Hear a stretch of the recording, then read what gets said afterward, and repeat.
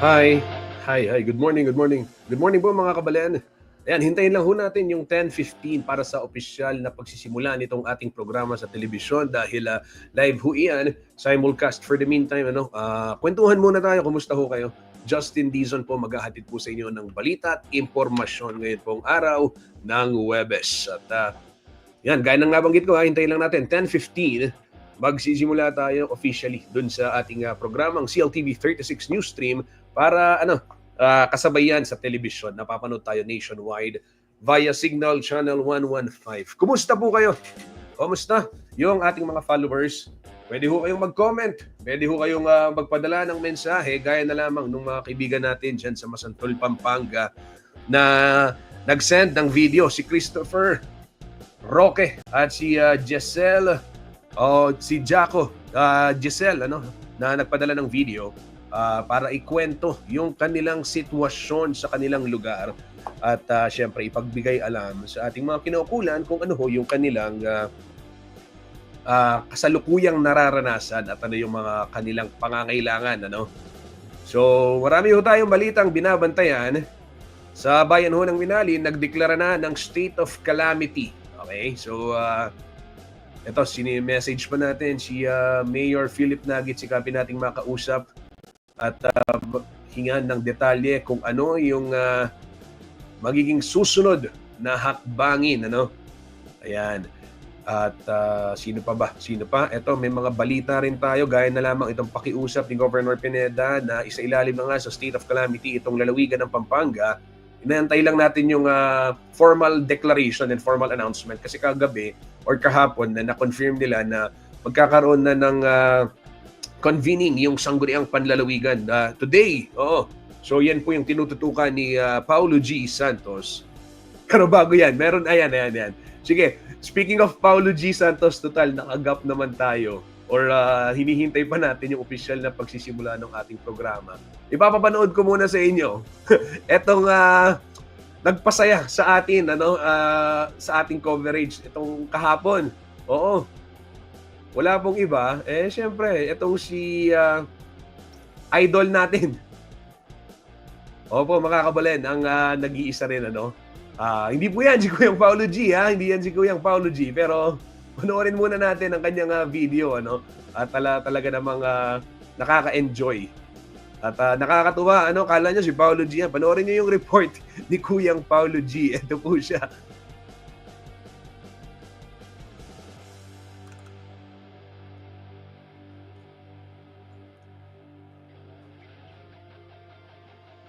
Ulit.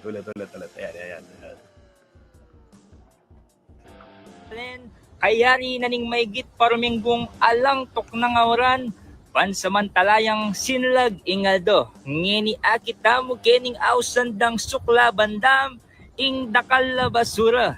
Apin po yan ning report, many batan kening barangay sa palibutad, Angeles City, Pampanga. Ako po yung kaya kayong talasuyo, Paulo G. Santos, atin pusong makabalen. Luwa po yung Kuyang Paulo G yan, kuwangis na mo pong Kuyang Paulo G. Apin po yan, ingke katang kakaluguran, Daniel Maglangke. Dakala salamat, Daniel. Papasaya mo kami. Ito mga ganitong mga video sa kabila ho ng pagod ng ating mga reporters ni Kuyang Paulo G na talaga namang lahat ho ng albugan harapin, pintala na po. O yan, kasaya, nangigit na yan atin metong karin kaya katang kabalen, pakibusan Buri na sabihan, talagang kilala din ni Paulo G. Alben At syempre, rin makanini, we make kumbaga datang light moments na bangkanita naman, maski makanano, Miley. Pero syempre po, we have to understand na liwaining, kahit kumbaga, dakal dapat gawan. Dakal pa dapat gawan, dakal dapat singilan.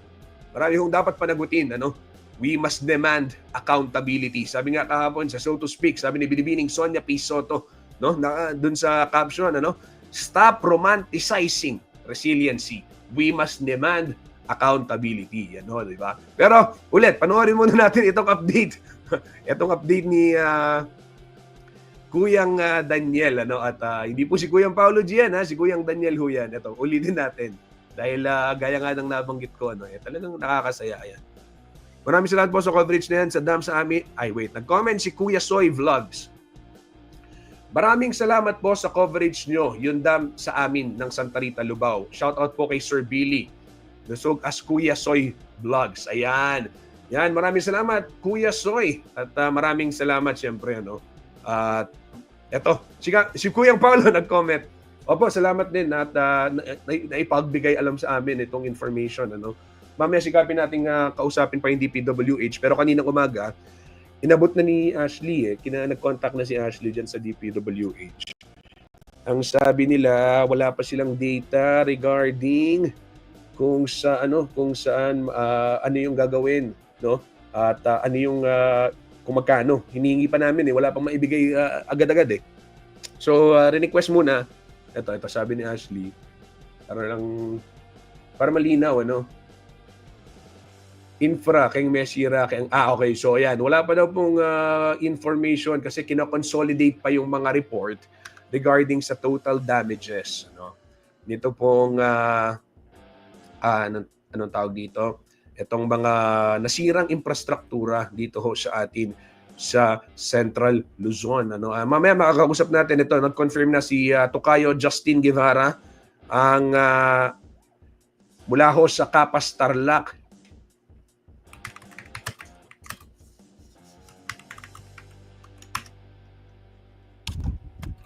Para ho bigyan tayo ng update kaugnay din ito hong nawasak na tulay o nasirang bahagi ng tulay dyan sa bayan ho ng Capas Tarlac. Ito, nag-comment din si Chris Munoz, yung sumali yata sa Showtime yan. Opo, siya po yun mga kabalen. Wala bang iba, si Kuyang Daniel Maglangke. Ito nga, sabi ko, Kuyang Paolo G, baka naman pwede nating imbitahan si Kuyang Daniel sa ating programa. De-deploy daw si Kuyang Daniel Maglangke. Pwede naman. Pwede naman, no? Wait, tatanaan si Paolo.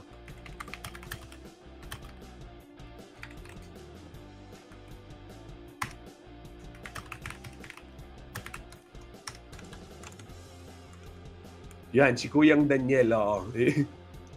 Maulan Huwebes, umaga ka Central Luzon, sabi ni Angelo Reda. Kumusta po? Kumusta kayo dyan sa Bulacan? Anong balita dyan?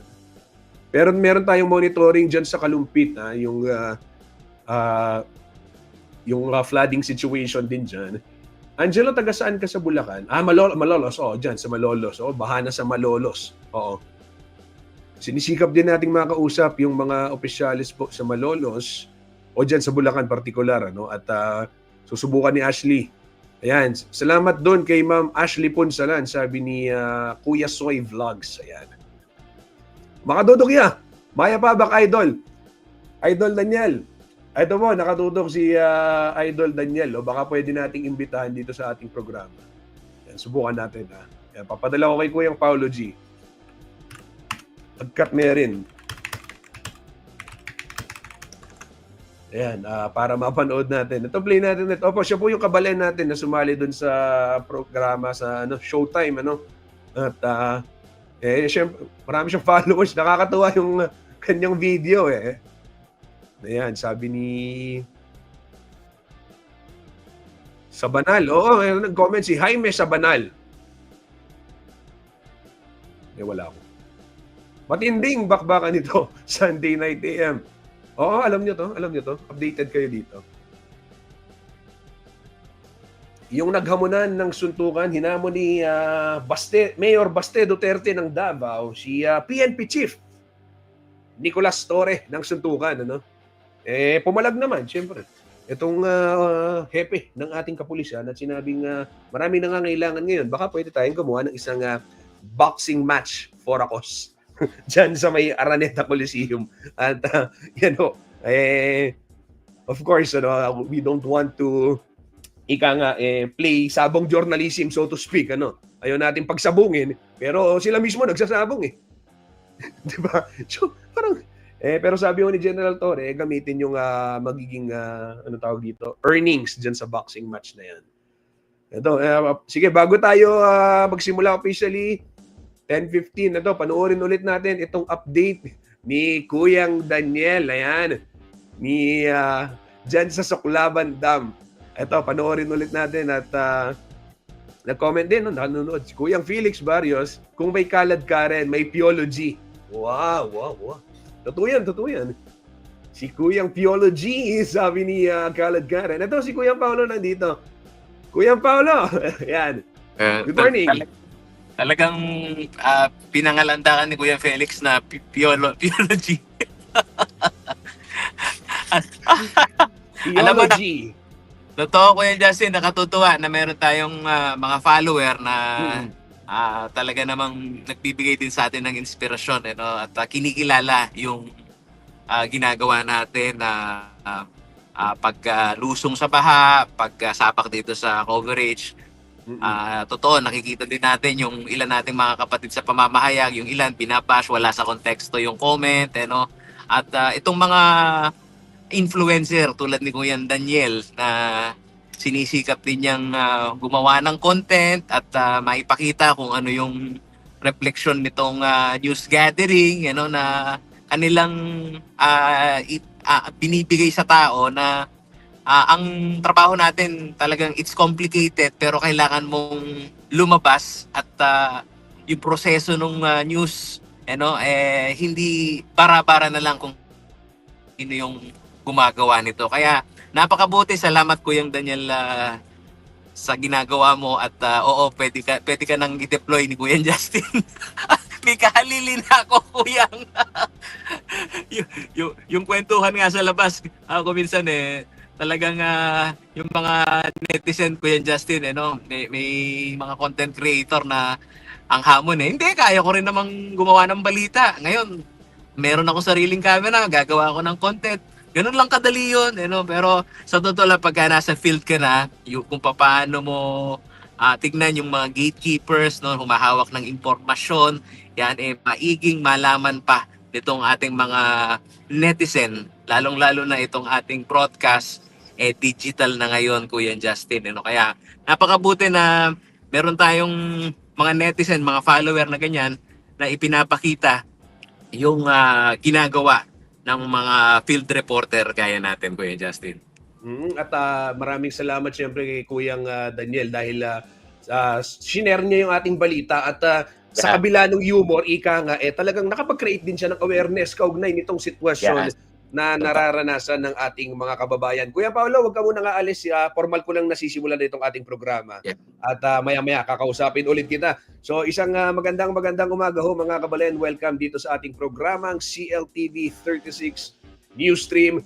Patuloy ho ang ating ginagawang pagbabantay dito ho sa mga iba't ibang kaganapan dito sa lalawigan ng Pampanga. Hindi lamang ho sa lalawigan ng Pampanga kundi maging sa buong Central Luzon at yung ibang development sa Pilipinas o yung mga kaganapan sa Pilipinas na meron pong impact sa atin dito sa ating lalawigan. Muli ako po si Justin Dizon, maghahatid sa inyo ng balita at impormasyong makatotohanan, balita at impormasyong mapagkakatiwalaan at balita at impormasyong may paggagamitan.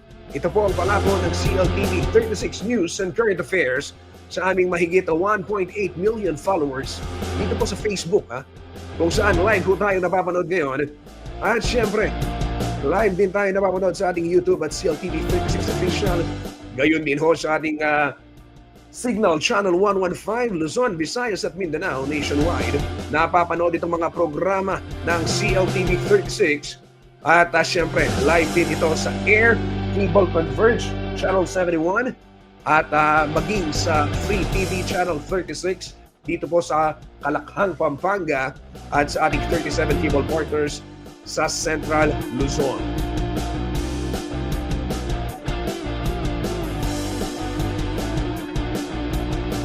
Simulan natin ang programa dito ho sa update ng Pag-asa, yung press briefing kaugnay ng pagbabantay sa bagyong Dante at bagyong Emong. Gayon din yung epekto ng habagat at kung ano yung magiging kalagayan ng ating panahon ngayong araw at sa mga darating pang araw. Narito po ang ulat panahon ng Pag-asa.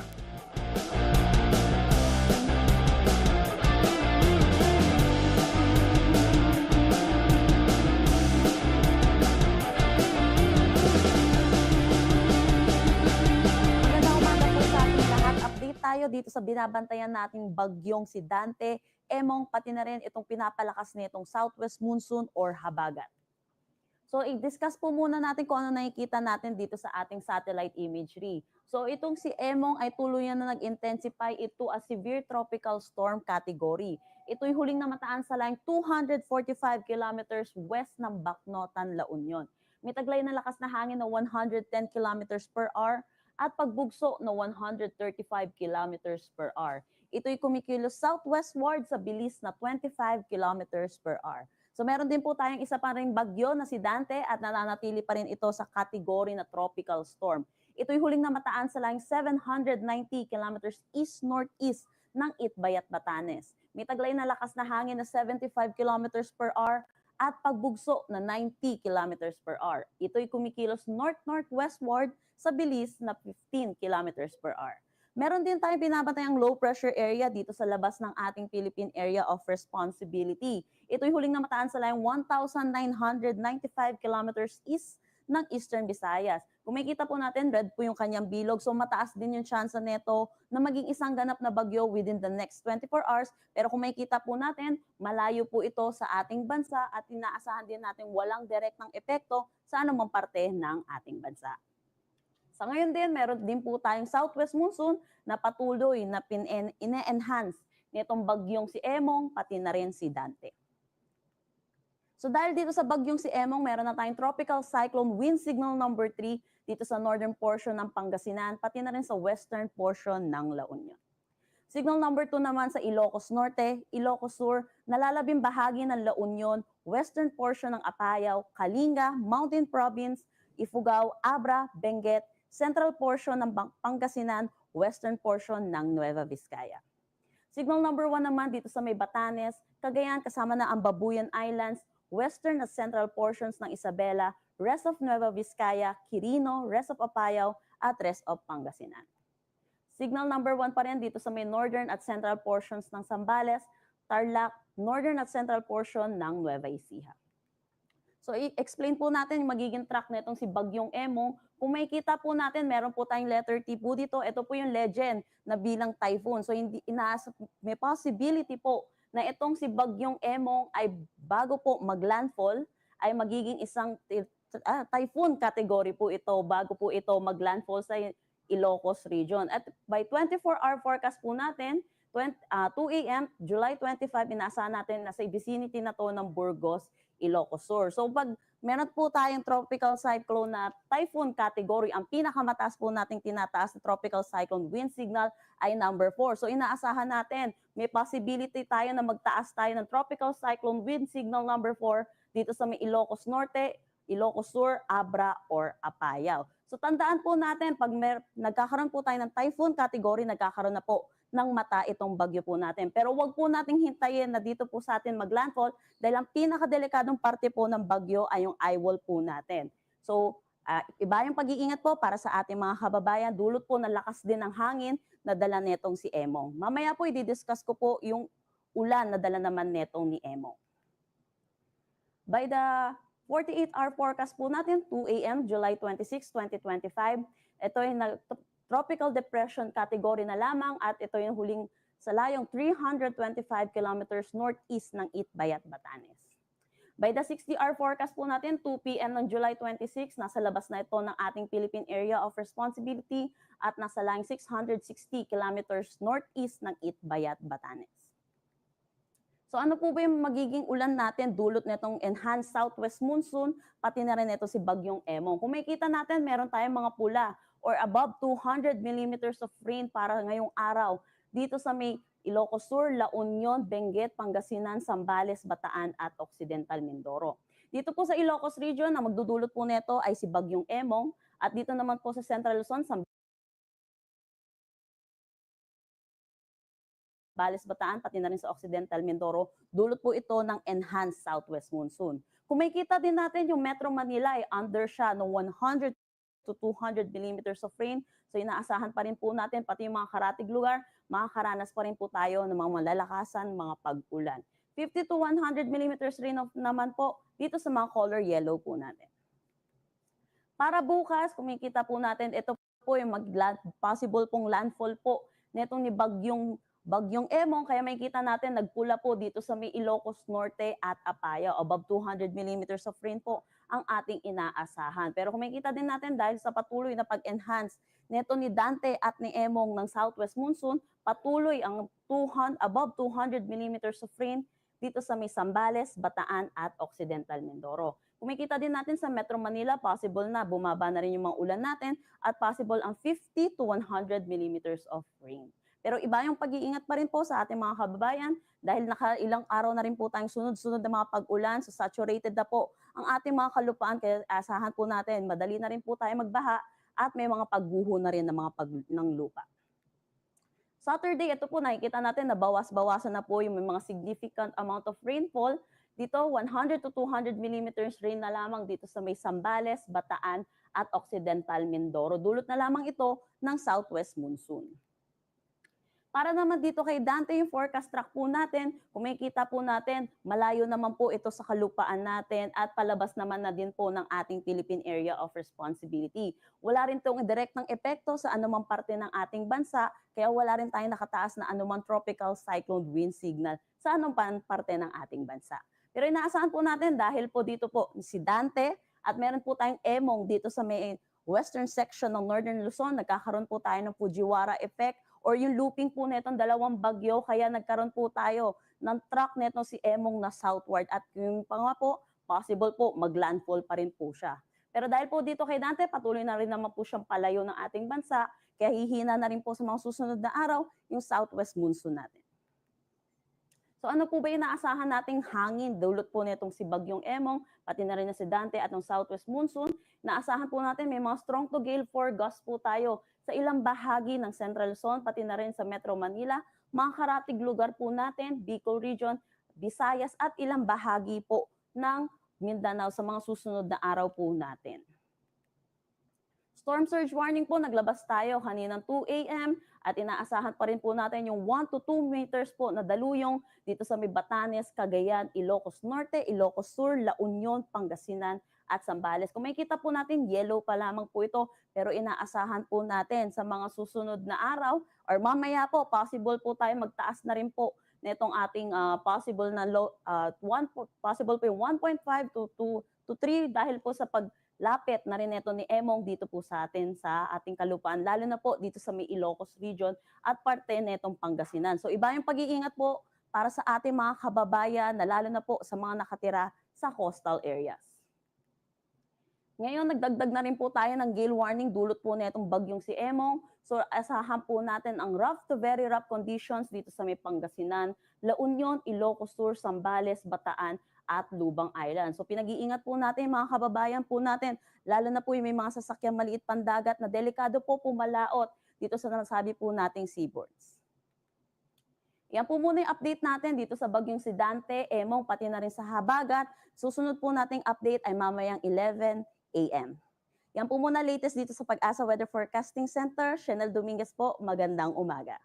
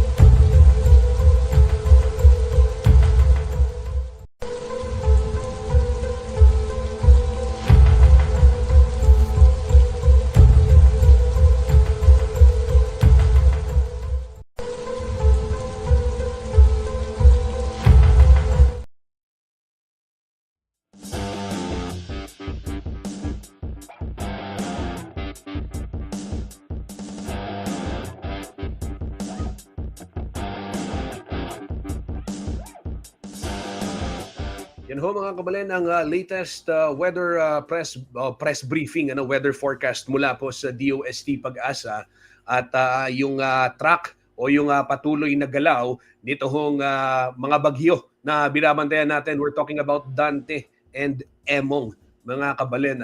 At mamaya hong alas 11 maglalabas muli yan. Ang tabayanan natin yung rainfall warning, kung ano yung latest na expected rainfall warning. Ito, meron na 8 a.m. to. Ito kasi yung latest o yung kaninang alas 8. So yung next nito is will be 11 a.m. But ito po yung 8 a.m. yung prevailing na rainfall alert ng DOST Pag-asa kaugnay ho nitong binabantayan nating mga weather disturbances o yung weather phenomenon. Ito yung Bataan ay nasa ilalim ho ng orange rainfall warning at ito hong Bulacan, Pampanga, Tarlac at Zambales ay yellow rainfall warning naman ang sitwasyon o yung senaryo diyan At sige ho, sa mga oras na ito silipin muna natin yung status ng mga kalsada, yung mga kalsada na pwedeng daanan, hindi pwedeng daanan. At syempre, lalo na yung mga major thoroughfares. Silipin muna natin sitwasyon ng trapiko dyan sa may syudad ng San Fernando, Pampanga. Real-time traffic situation muna tayo via NLEX, via CPOSCO, City of San Fernando, City Public Order and Safety Coordinating Office. Ayan po. Okay, sige, bigyan mo daan muna natin. Nandito si Kuya Paulo G. Santos. Ito, kausapin muna natin si Kuya Paulo G. Nasa field sila at gathering. Kuya Paulo, anong latest? Yes, Kuya Justin yan, malinaw. Hindi ko lang narinig yung malinaw. tanong mo. Yeah. Kuya Paulo, saan ang tungo ninyo ngayon? Ito, pinag-uusapan nga natin yung deklarasyon ng state of calamity. Nag-anunsyo na yung bayan ng Binalin. Kanina nabanggit natin. Kahapon sa coverage mo sa meeting ng provincial government, pinangunahan ni Governor Nanay Baby Pineda, gusto niya na mag-convene na rin yung SP, Sangguniang Panlalawigan, to pass a resolution that will be the basis for the declaration ng state of calamity. Ano yung development regarding this? Yeah, oo Kuyang, isa nga yan sa mission natin ngayong araw magtungo dito sa Sangguniang Panlalawigan para malaman itong yung mga aspeto na pagbabasihan nila sa pagdeklara ng state of calamity. Pero ketang nilyaring meeting kay PDRRMC napon ko yung naging naging malinaw dito sa diskurso ng mga local chief executive natin yung laki ng perwisyo at haba ng panahon na hindi nakakalabas yung mga kabalin natin lalong-lalo na dito sa 4th District ng Pampanga. Pero dito sa usapin na pagdedeklara ng state of calamity, ang isa sa malaking bagay dito yung calamity fund na yung mismong LGU hindi na lang aasa dito sa DSWD at provincial government para magbigay ng ayuda sa mga apektadong mamamayan at gayon na rin umalalay doon sa mga nasira, napinsala nitong pagragasa ng tubig, Kuya Justin. Kasi sa usapin ng agrikultura, umaabot, kung di ako nagkakamali, Kuya Justin, halos sa 400 million pesos sa usapin pa lang ng agrikultura yan.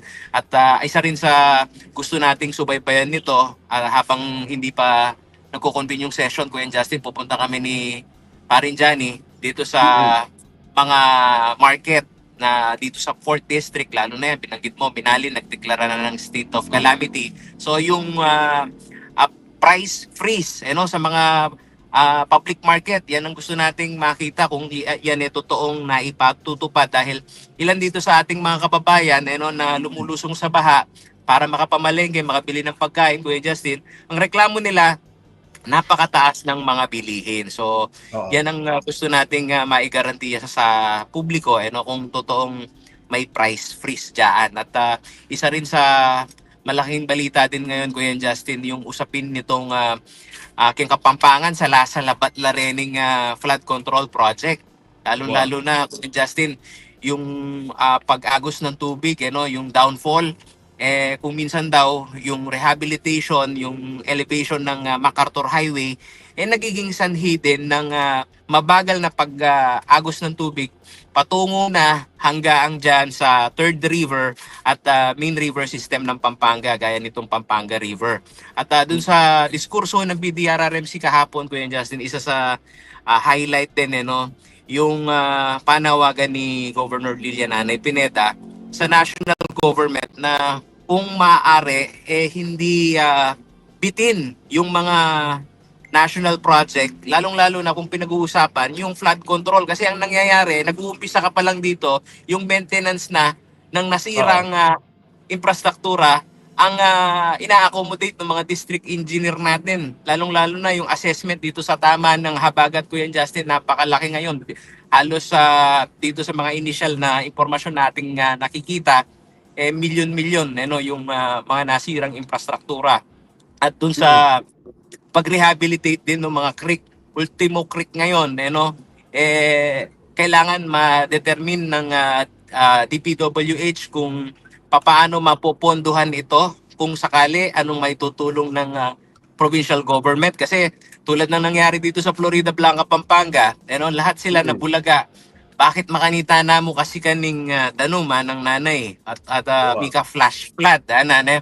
So dun sa kanilang napag-usapan, Kuya Justin, talagang yung daanan ng tubig doon hindi na tumatapat dun sa volume naman na tubig ulan na nanggagaling sa upstream ng Porac. So metong itakaretang Pisa Biandanapon at nung mapalyari, misamas masalese itang kolaborasyon dito sa pag-posisyon ng mga flood control project. At ang binabanggit pa nga ni Nanay, Kuya Justin, tayo tagasalo ng tubig mula sa katabi nating lalawigan like Nueva Ecija. Pero sana yung pagresolba dito sa baha, gaya nitong paghuhukay, pag-rehabilitate dyan sa Pampanga River, hindi lang maging problema ng provincial government ng Pampanga. Kuya Justin. Oo. Paulo G, napag-usapan niya dun sa regional level, may tinatawag tayong flooding master plan at nagawan na natin ng special report yan. Dito sa Pampanga, napag-usapan ba, na-float ba? Nakita ko si Mayor John Sambo, meron siyang sinasabi na dapat magkakausap kasi may issue diyan, di ba? Yung meron silang check gate. Pero paano naman kung yung iba sa kanila magtatapon? Itong mga ganitong usapin, na-raise ba yung provincial flood master plan for the province of Pampanga during the meeting? Kuya Justin, tingin ko papunta na sila doon Agamat hindi na erase direktamente yung terminong master plan ng probinsya. Pero sa impahintungula ng nanay, papunta na ka rin kasi gusto niyang siyasatin kung ano naging mali dyan sa mga flood control project, kung talaga pang namimitigate yung baha. Kasi ultimo nga MacArthur Highway di ba?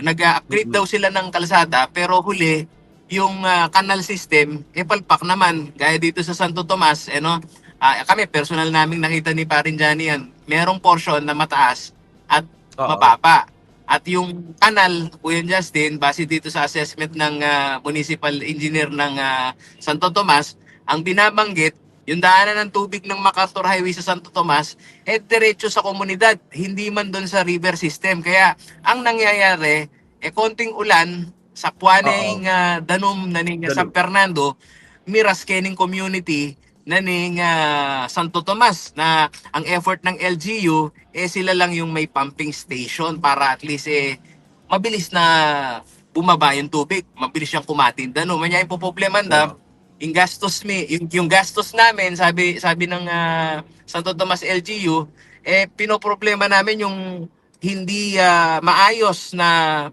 master plan ng flood control. Kami nagpapump, yung iba naman tinatapon sa amin nakadirekta sa amin yung tubig So yun pinaka problema doon. At sinangayunan din ni Bacolor Mayor Di Mandato itong mga argumentong ito dahil siya mismo nakakaranas din Kuya Justin nitong ganitong senaryo dahil napapaligiran ng dike ang Bacolor, kaya yung area ng Tinahero hindi raw pambihira yung tubig na dumating po sa kanila dahil hindi nga nakakalabas yung tubig dito sa kanilang komunidad. Oo. Ito, Paulo G, nabanggit mo yung Tinahero, meron dyan 486 individuals, halos 500 individuals yung nagbakwit, nakapasyal ka sa evacuation center. Ano yung mga punto na nakita mo? Ano yung mga importanteng kailangan ipaalam sa ating mga kababayan, lalong-lalo na yung kaugnay muna ng sakit na pwedeng makuha sa ganitong klaseng panahon? Kuya Justin, totoo, malaking challenge sa ating mga kababayan kahit nasabihin mo yung resiliency, sa matagal na panahon yan ang sinasabi nilang mesane na lareng Kapampangan kay albugan na lugar na at itang bakwit pala mga benya mo naman kay karelang pami bebe na sumemanura punta ta ka rin evacuate. Pero itutunan ko Justin, magdaton ka mong pilang minuto ket o pilang oras ket ang evacuation center. Akit mo rugoy kapag kakasakitan da rin memalen kasi isipan mo na mo kay pa magluto pa mo. Mo balo nung no ka rin itang kusina ka rin. La puerta pakera kayo. Ating kesan tinga na mo ngayon atin kay modular tet nga manwanda. So itang privacy da rin gure ta memalen ang giyang makanano atin pero itang common CR karakalda ka rin isipin mo Kuya Justin higit 1,000 individual na bakwit ang nandun sa isang evacuation center no so paano yun yung pagpapakain yung sanidad isa yun sa malaking hamon Kuya Justin ng mga bakwit at isa rin siyan sa nagiging dahilan naman nito mga kababayan natin na nakakausap na bakit ako makoking kaya kayong komunidad po tapuro mag-aside po kapalyarian nata na pero nga mano da rening memalen no ko kami mas burimi na gening kaya kaming kami bale-bale huling tang privacy metong ita tapos ita sanidad para parehas kayo kasilyas o kalo makanano kayo mandilo ite mo naman ning masakit ang popay tambalo mo naman ring aliwata mong kabalen aliwala mo naman na kayo galian kaya pa magluto daburitang wasang-wasang la ko Justin ating kami pa naman mong kusina agyo mi pang magluto at agyo mi pang mangan yan kailangan mi namo sung may kulong kami kang mata sa elbog itang ayuda takman mi sana ngara rere nga kasabi tamo. Pero Paolo G ka rin nga kasabi mo ayuda o atin mo rin maninton na higit pa sa ayuda arapin itang sawa na kami sa ayuda kasi personally kanako tingweg message from Masantol na makasawa na rin itang makanining makalbog sige ating ayuda pero forever nawari ayuda nawari karing ika ating kakasabing makanina takal talaga masusumami uling syempre in generation ngayon ni Con Justin ren makatuata mo karin mo damdaman retang saneta na pero retang kaya nakan manton lang pa magpayo lalo na karetang kakakasabi tamong estudyante na working student na lulub talapagobra wala mo naman ingkotang bakit kaya kasawi ang palad daw yung tumira ka sa isang lugar na talagang ang tanong ito na ba yung kapalaran namin kung nakatira kami dito sa mga lugar na binabaha wala na talaga bang paraan para at least kahit yung mamitigit lang hindi ganun kataas ang level ng tubig lalong-lalo na Kuya Justin yung mga health workers natin isang hospital dyan sa yung pusa yung resiliency na pangan isipan mo itakripisyo ng nila kung yung mga pasyente doon sa ospital, lulupit pa yung panganib pa lang ng baha. Ito lang isang malaking kung paano gagampan. Karing ko nakaramdam sa kahit hindi nila may promise ng baha masaray buhay at ilingkod. So, yun ang narinig natin sa Kuya Paolo, medyo kandengalan na rin Kapampangan po. May putot ka. Mipie, kareka uling kapamilatanan nitang rening flood project etal albug tuto matulalat damdaman da sana kanita sana maging pangarap nga man wala. Okay, dakala salamat Kuya Paolo. Medyo may yung signal mo. Makikibalita kami ulit sa inyo.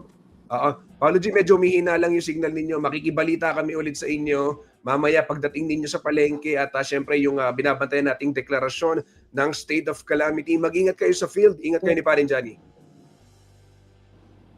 Yan ho mga kababayan, si Kuya Paolo G. Santos na ayan mobile sila ngayon at patungo dyan sa may palengke, sa may syudad ng San Fernando at sa mga iba pang pamilihang bayan para kumustahin naman ito pong mga kababayan natin na naghihigpit ng sinturon. Ngayon pong syempre may kalamidad at mataas ang presyo ng mga bilihin.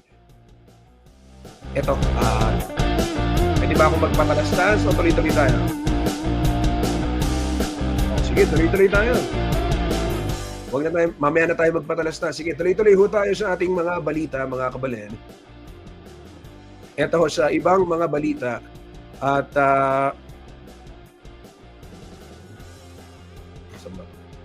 ayan, gaya nga ho ng aking nabanggit, isinailalim na ho sa state of calamity itong bayan ng Minalin, Pampanga. At dahil na rin ho ito sa, of course, yung pinsala ng bagyo. Bagyong Krising na siyempre sinabayan pa nito pong habagat. At inanunsyo ho ito kanina lamang ni Mayor Philip Nagit. At ayon ho sa alkalde, alinsunod dito sa rekomendasyon ng Municipal Disaster Risk Reduction and Management Council ng kanilang bayan. Sa iba hong, eto. So pag ganyan, may activated ho yung pondo. Pag sinabing state of calamity, activated yung kanilang yung calamity fund na pwedeng gamitin para sa gayon ay kagyat na maayudahan yung mga kababayan na nangangailangan ho ng mabilis na tulong. Ayan, probinsya ng Pampanga, isinailalim na sa state of calamity. Ito, kapapasok lamang na balita, breaking news, kumpirmado na. Isinailalim na ho sa state of calamity ang probinsya ng Pampanga. Yan, just in lang yan, kapapasok lamang yan. Hanapin natin yung detalye.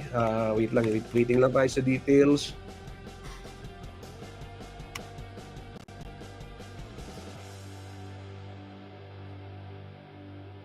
Ito, basahin ko. Ito, naglabas na ho ng resolution. Yung Sangguniang Panlalawigan sa bisa ho yan ng resolution number 9405 ay isinailalim na nga sa state of calamity ang buong lalawigan ho ng Pampanga. Papakita ko nasan yung kopya ng resolution. Ito ho mga kabalen.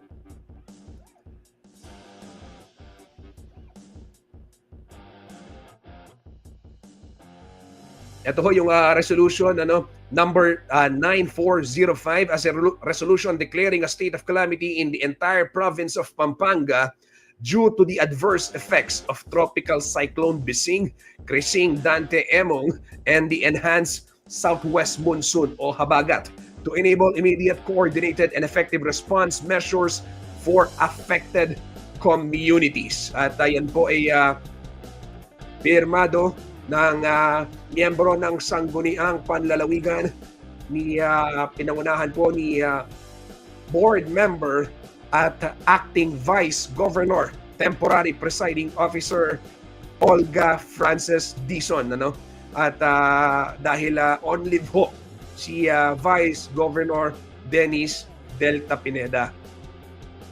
Base ho sa anunsyo rin nito ho ang ating lalawigan na Sangguniang Panlalawigan, naging basihan po itong bilang ng mga apektadong populasyon. Sa datos ho na meron yung ating Pampanga Provincial Government, aabot ho sa 527,648 individuals o 160,891 na families sa 290 barangay sa buong lalawigan po ang apektado nito hong pagbaha. At kabilang din doon sa mga naging basihan ng deklarasyon ng state of calamity, umakyat ho sa 224 yung mga barangay sa 18 localities dito po sa Pampanga ang nalubog din sa baha. At yung mga nag-evacuate nasa 3,787 at yung individual yan o 1,122 families. Sa 83 barangays po dito sa ating lalawigan, Pampanga, ay umabot ho ng ganun kadami yung bilang ng mga bakwit. Maliban dyan, ay yung damage to agriculture, gaya nga ng nabanggit, umabot sa 470 plus million pesos, Oh, malaki-laki ito at yung sa livestock 3.3 million. Yan ho mga kabalen, yung mga indicators ng deklarasyon ng state of calamity dito po sa lalawigan ng Pampanga.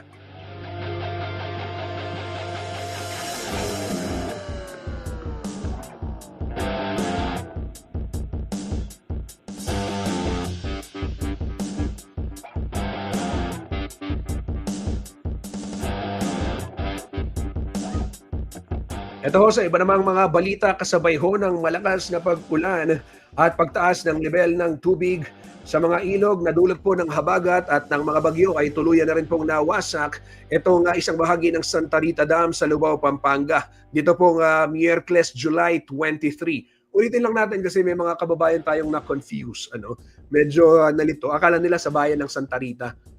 Hindi po sa bayan ng Santa Rita, Pampanga, yung dam na nasira. Okay? Diyan ho yan sa bayan ng Lubao.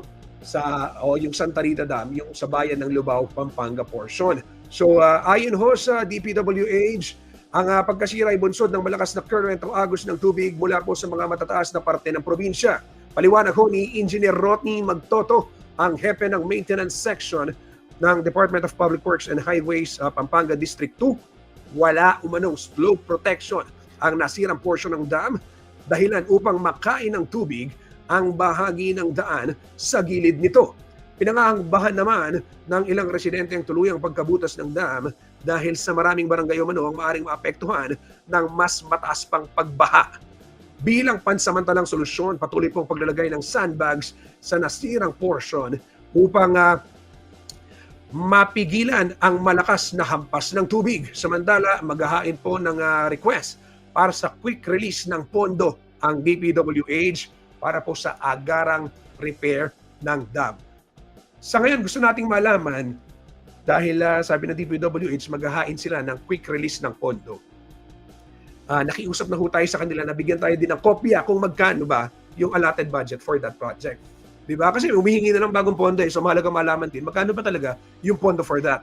Okay, so para lang malaman, para lang malinaw, diba? At sabi nga ng mga netizen natin, may nagko-comment, freedom of information. Pakita sa atin magkano yung kwenta, magkano yung ginastos dito sa mga proyekto ng gobyerno yung mga infrastructure projects na gumuho. Diba? Para lang malinaw. Kung wala naman tinatago, ay ano ba naman, madali lang namang ipakita yan, diba? Kung wala namang SOP, diba? Madali lang naman. So, yan ho mga kabalen, ang panawagan din ng marami nating mga kababayan.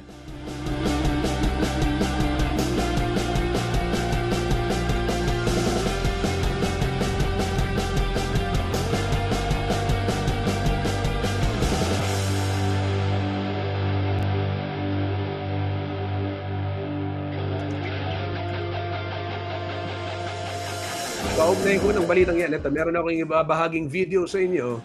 Yung paglilinaw lang dyan sa naging pulong din ng provincial government. Gaya nga ho ng aking nabanggit. Ito kasi gusto lang natin maging malinaw din tayo sa ating pagbabalita. At syempre, linawin din natin sa taong bayan. Maging, tawag dito, wag tayong, tumulong tayo upang malabanan yung peking impormasyon. So, dahil nga kasi Santa Rita Dam, yung pangalan ng dam ay Santa Rita. So, akala ho ng mga taong bayan, sa bayan ho ng Santa Rita yan. Pero meron na nakalagay doon sa caption, sa check-in, nakalagay Lubao, Pampanga. And even sa provincial government na pag-usapan ho ito sa meeting, panoorin ho natin itong video, yung clarification na ayon ho kay Mayor Reynan Calo ay hindi po sa kanila, sa Santa Rita Town. Okay, itong dam, kundi yan sa Lubao. And even si Governor Lilia Baby Pineda, ito ho yung kanilang naging talakayan. Let's say po na nagkaroon ng cause po yung nasisira po ng dam.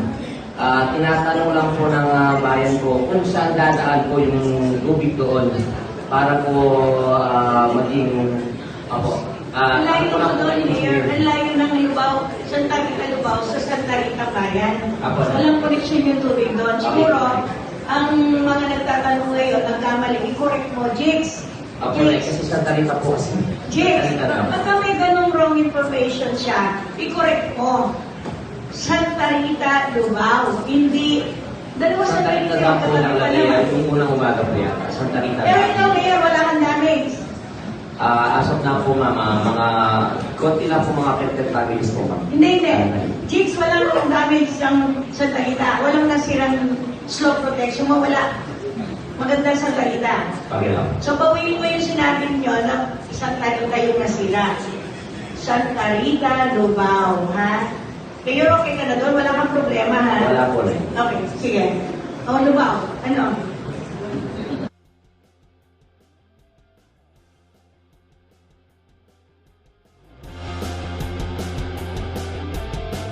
Yan ho, kabalan ang naging talakayan ni Governor Lilia Pineda at ni Mayor Rinan Calo ng Santa Rita, Pampanga. Nilinaw lamang na hindi Santa Rita, Pampanga yung nasirang dam. O itong ating ipapakita, itong pinapakita ko sa inyo kanina pa. Ayan. So may bayan ho ng Lubao, Pampanga yan. Gaya nga ng nabanggit, nasira daw dahil wala pang slope protection ayon ho sa DPWH.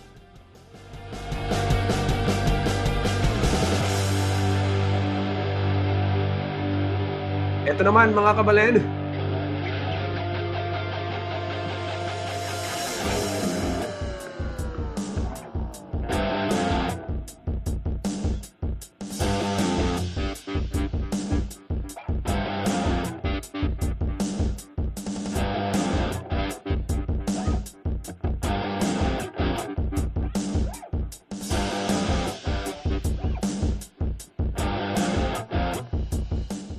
Sa iba naman hong mga balita, ito hong Domingo B. Flores District Hospital sa ika-4 na distrito ng Pampanga ay pansamantalang isinara na simula po ngayong simula kahapon, Miyerkules, July 23 dahil sa patuloy na pagbaha pa rin sa naturang lugar. Ayon ho kay Dr. Dax Tidula, ang OIC ng Provincial Health Office ng Lalawigan o ng Pampanga, ay eto nga ho mga kabalin, ang desisyon ay ginawa upang tiyakin ang kaligtasan ng mga pasyente, gayon na rin eto hong mga medical personnel. Lubhang naapektuhan po ng pagbaha ang buong pasilidad at dahilan upang agad itong isailalim sa temporary closure habang nagsasagawa po ng assessment. Para naman sa mga nangangailangan ng agarang serbisyong medikal, pinapayuhan ng publiko na tumungo sa Jose Bilingad Memorial General Hospital sa siyudad ng San Fernando. Humihingi po ng pag-unawa ang pamahalaang panlalawigan at muling nananawagan sa lahat na mag-ingat sa gitna po ng patuloy na pagbaha. Ang problema dito, paano kung may sakit ka na tapos hindi ka pa makadaan dahil baha sa buong kalsada o sa inyong bayan? So ito ho yung mga problema na taon-taon nating nararanasan o madalas nating actually taon-taon naman talaga tayong binabaha di ba? So yan ho ang sitwasyon ng ating mga kababayan. Diyan ho sa Makabebe, masakit na ka, makalbog pa. Ngayon nung kailangan mong paulo, magbiyahe ka San Fernando.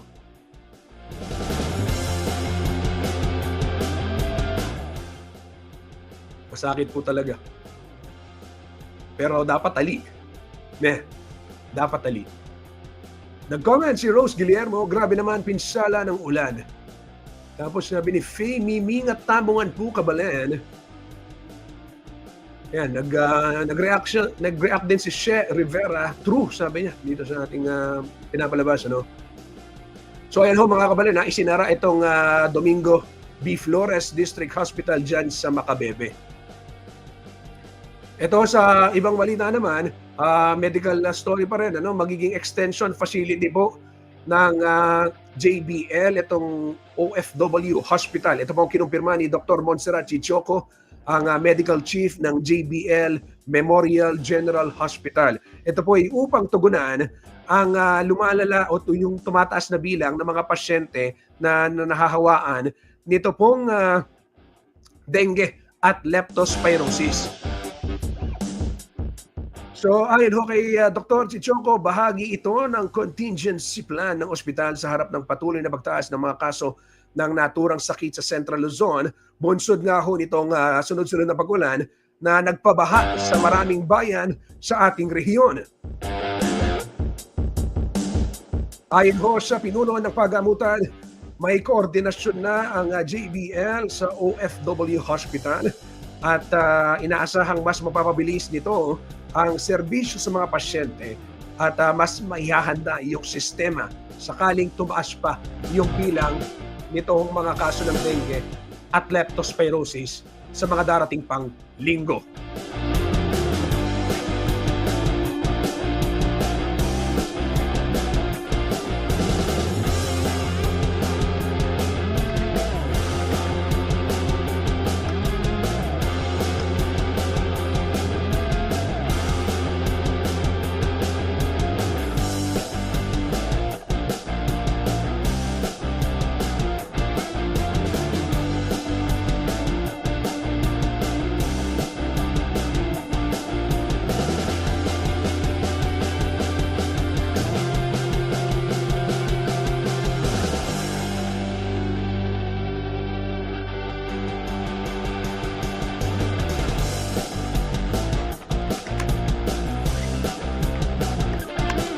Ito mga kabayan, kausapin natin. Itong pakibalita tayo sa bayan ho ng Kapas. Kaugnay naman itong gumuhong tulay. Ito, hanapin ko lang ha.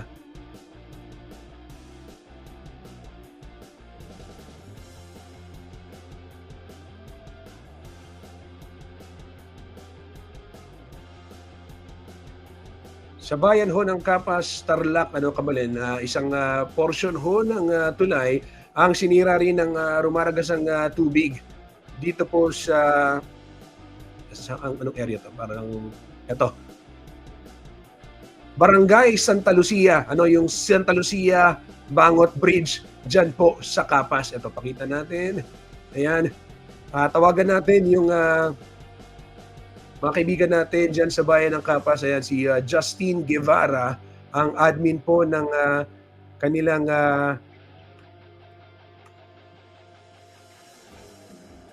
LDRM, Local Disaster, LDRMC. Ayan, LDRRMA pala. Okay, so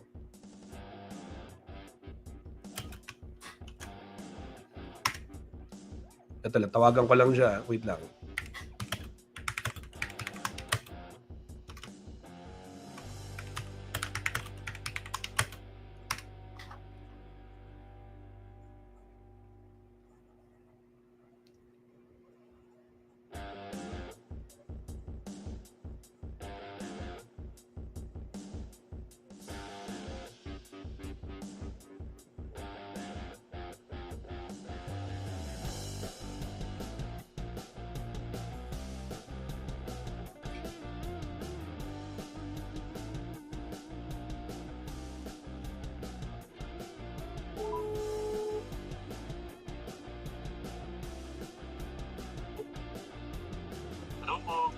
Hello, good morning, Sir Justin. Morning po. Apo, Sir Justin Dizon po ito, Tokayo sa CLTV 36. Live ho tayo ngayon sa ating programang CLTV 36 News Stream. Yes sir. Good morning po. Apo, Sir, makikibalita lang kami, ano po yung latest development kaugnay ho nitong nasirang tulay dito ho sa may Santa Lucia, dyan ho sa inyong bayan, Sir? Yes sir, meron po siyang portion na nasira, yung slope protection po ng Bangot Bridge sa Santa Lucia at sinasandbag na po ng ating mga kasamahan sa Municipal Engineering Office po ng Kapas saka ng mga barangay officials po ng Barangay Santa Lucia po. Opo. Sir, ito ho bang area, may mga residente ba malapit dito at ano po yung mga ginawa niyo? Nagpatupad ho ba kayo ng evacuation sa area, sir? Yes sir, meron po mga families diyan na malapit sa inabisuhan na po ng barangay captain ng Barangay Santa Lucia para maghanda po once na if ever po na gumiba po yung slope protection, immediately po evacuate po natin sila sa evacuation center po ng Barangay Santa Lucia, sir. Sir, ito ho ba yung first time na mangyari na masira itong slope protection dyan sa Bangot Bridge sa Santa Lucia? Meron ng case po dati, sir, na nasira po yung slope protection dyan. Tapos, sinanbag naman po ng mga kawani ng MDRRM o Kapas po. At hindi naman po natuloy yung pagkasira ng part niya. Tapos, After ilang years po is naging project po siya ni DPWH at ginawa po ulit siya para po ma-protectionan po yung mga kabahayan sa mga malapit sa bridge. Opo. Sir, gaano ho karami yung families or individuals affected po dito sa pagkasira ng nasabing slope protection ng tulay, sir?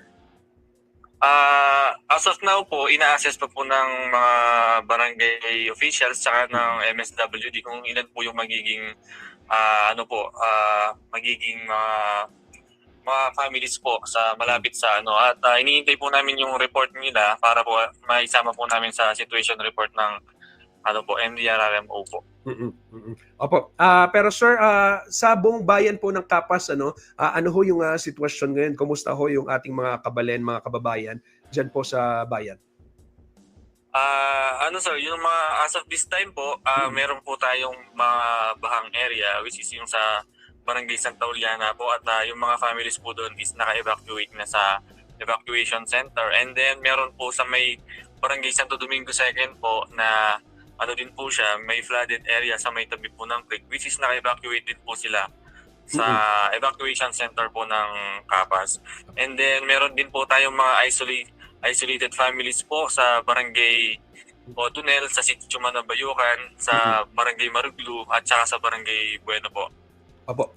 Sir, kumusta ho sila ngayon? Siyempre, may baliban sa banta ng baha, no? Yung sa mga matataas na lugar, yung banta rin ng landslide, nababantayan. Ano ho yung monitoring nyo dito, sir?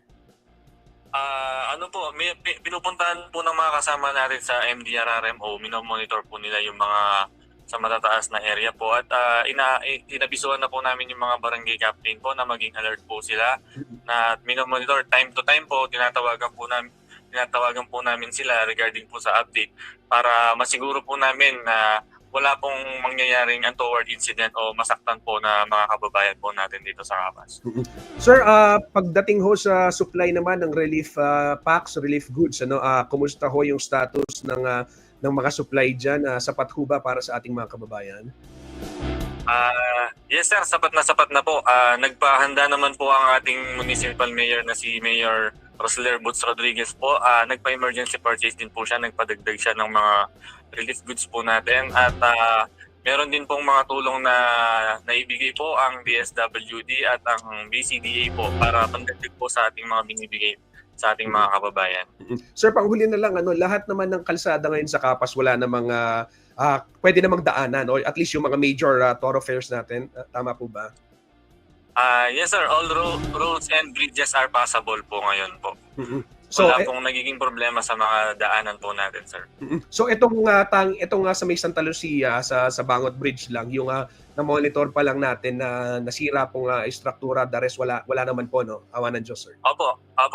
Sa awa po ng Diyos, yun lang po yung ngayon na at least hinihintay po natin i-assess ng iba at naghihintay pa po tayo ng report coming from the barangay captains po. Okay. Sir Justin, maraming salamat po sa inyong update. Makikibalita pa kami sa inyo mamaya at sa mga darating na araw para humatiyak yung kaligtasan ng ating mga kababayan. Sir, mag-ingat po kayo at alam namin sa mga panahon na to, kayo po talaga yung pinaka-inaasahan. Saludo kami sa inyo, sir. Yan ho mga kababayan, si Sir Justin Guevara, ang admin ng Local Risk Reduction Management Assistance sa Kapas, Tarlac. At nagbigay nga ako ng detalye kaugnay ko nitong napinstalang Santa Lucia Bangot Bridge dyan sa nasabing bayan. Kabalan ako ipagpapaalam muna at tumutok lamang ho dito sa ating istasyon para sa mga tuloy-tuloy na balita na aming ihahatid. Maraming salamat sa lahat ng nakiisa at nakipagkwentuhan kay Kuyang Justin at sa ating mga nakasama dito sa ating programang CLTV 36 News Today. Muli sa kalat po na buong puwersa ng CLTV 36 News and Current Affairs. Ito po ang hagupit ng habagat, ang special na pagbabantay ng CLTV 36 News and Current Affairs at ng buong puwersa po ng Radio World Broadcasting Corporation dito sa sitwasyon na kinaharap ng ating mga kababayan. Muli, mag-ingat po tayo.